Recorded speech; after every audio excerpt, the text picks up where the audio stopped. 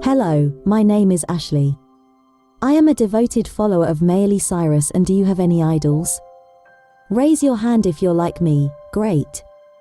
But have you ever met your idols alive, right? Well, I met Miley Cyrus in person and I even helped her. Do you want to know how it happened? Well then listen to my story. I have liked Miley since I was a child.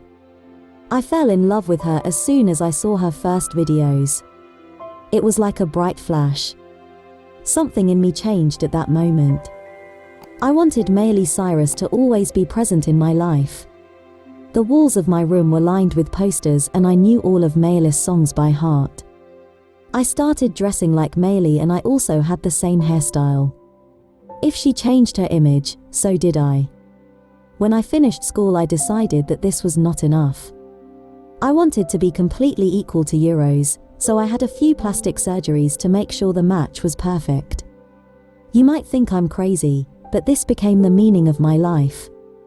I started talking like Miley, acting like Miley, and even thinking like Miley.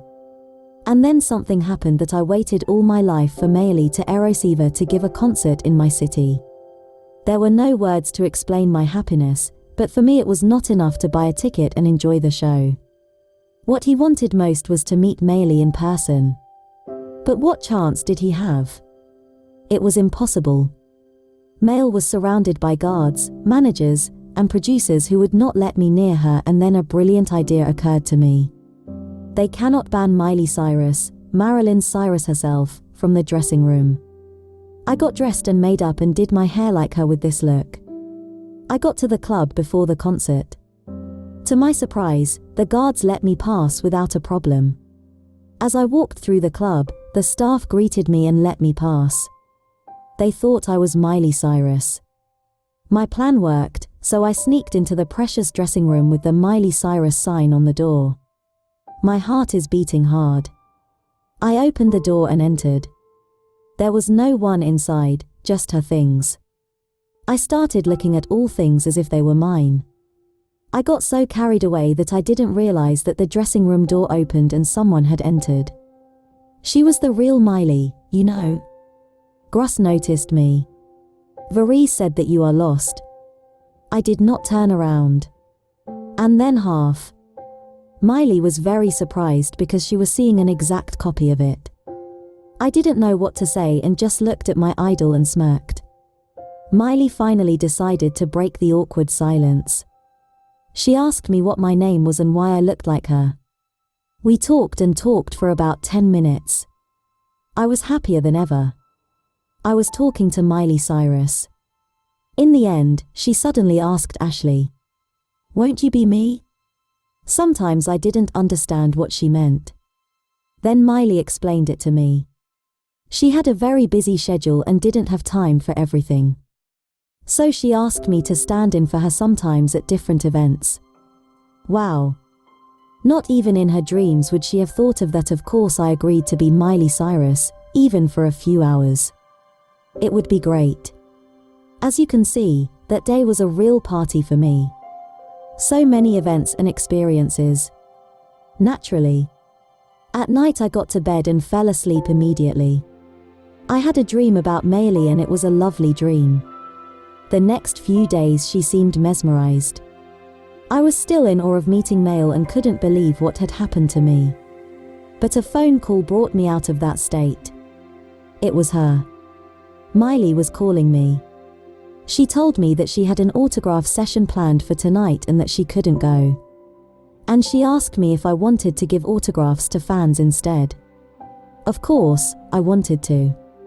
It was unbelievable. If you had seen the crowd that gathered at the club to receive my precious autograph, when they saw me, they shouted with joy. Yes, of course. I couldn't tell the difference between the real Miley and me. I felt so good for a moment. I even forgot that they weren't my fans, but hers. I was signing autographs and hearing how cool I was and how much they loved me. It was really cool and I was grateful to Miley for allowing me to be here for a while. A few days later, Miley called me again and said she had an interview on the radio, the one that Ashlie couldn't attend. Could you make me pass? For me again, talking to the listeners was more complicated than a normal autograph session, where you only had to write something to the fans on the radio. She would have to speak like Miley Cyrus and think like her. It was a difficult task, but also more interesting. And I was happy to say yes. I have to say that the interview was perfect. No one even suspects that the person behind the microphone was not Miley Cyrus. I spoke so convincingly for her that at one point I thought she was Miley Cyrus. Miley was me, and all the fans and all the fame and popularity were mine too. With the passage of time, I had changed. I had become Miley. I was introducing myself as Miley. She spoke with her voice and believed that her life was my life. Miley called a few more times and asked me to replace her at some events. I was happy to do what she asked of me. She didn't even have to ask. I was willing to live the life of Miley pseudos 24 hours a day. But suddenly she disappeared. Miley Cyrus stopped calling me and asking me to replace her. When I tried to call her, the answering machine told me that the number was no longer in service. What was happening? It was good. I read the news about Miley every day, but nothing unusual seemed to have happened. Miley gave 3 new concerts. She participated in an autograph session. It was featured on the cover of a fashion magazine. Now she was doing everything herself. And that's when I understood everything. Miley Cyrus was afraid that I would replace everything. Fear that she would take away her fame and glory. Well, yes, it could. For weeks I waited for Malik to call, but she never showed up again. I started to miss my old popularity. I missed the looks and the love of the fans. How could he do this to me? Why do I deserve it all? I'm the real Miley Cyrus and she's all mine. So I created a Miley Cyrus fan club and started talking to them. She was a star of the new. I was adored, envied, and followed by thousands of people. I gave interviews to various publications, wanted video clips for TikTok, participated in charity events, and was not afraid of being exposed because I was the real Miley Cyrus. I was sure of that. What do you think happened next? Maybe the police caught me with my airships to expose me. Well, the truth is that none of that happened. I was still leading Miley's life, enjoying the attention, but little by little this tension suddenly began to subside. I had fewer and fewer fans or interviews, and my videos on the internet were less popular.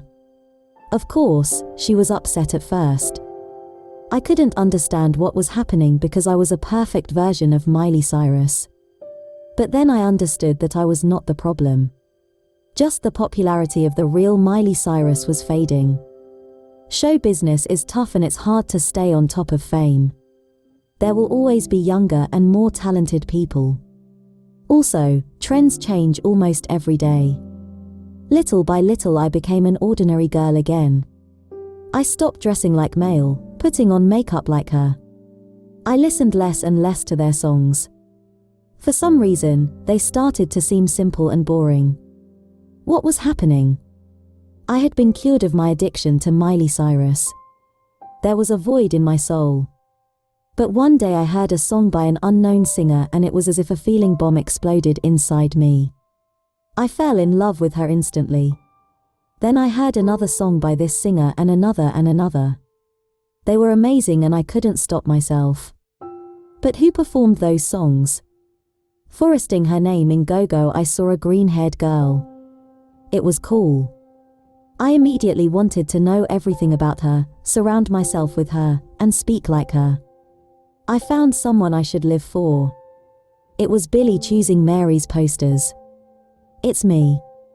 They went to the attic and photographs of Billy appeared in their place. I listened to her music day and night, in addition to watching her videos on the internet.